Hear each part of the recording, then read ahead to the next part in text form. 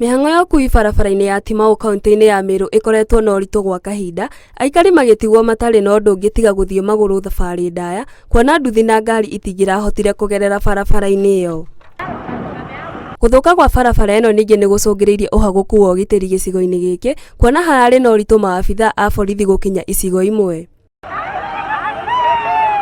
Thĩna ũrĩa wahota gũkinya mũthia thutha wa mũmbunge wa Mburi kũrugũria ũthondeki wa barabara ĩno ya Timau. Mũmbunge augĩte gũthondekwo gwa barabara ĩno nĩ gũgũteithĩrĩria kũgacĩrithia ũgitĩri hamwe na kũhũra njeki mĩhang'o ya ahũri biashara na onjorithia kaunti-inĩ ya Meru. Wale makanisa, watu wanaenda kanisani watafika kanisani sasa vizuri, kwa sababu barabara zote inaunganisha kanisa zetu hapa, si ndio?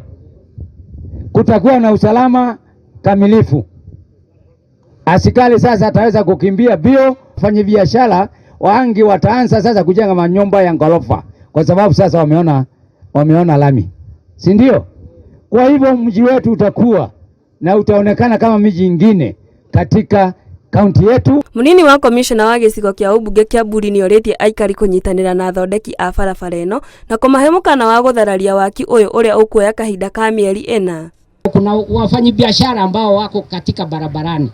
Tafadhali mkiambiwa muondoke ili waweze kufanyia kazi na wamalize katika ile muda ambao walipatiwa. Wako hapa kwa miezi 4, at most 5 months.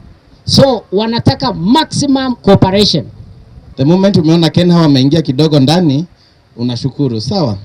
Na tunaomba watu wangu wakifanya kazi to give them cooperation, mufanye kazi pamoja na wao. Aikari nĩ macokeirie thirikari nene ngatho gũkũ mbeũ njĩthĩ ya gĩcigo gĩkĩ ĩkĩũria rũhonge rwa waki wa barabara KENHA kũmahe wĩra.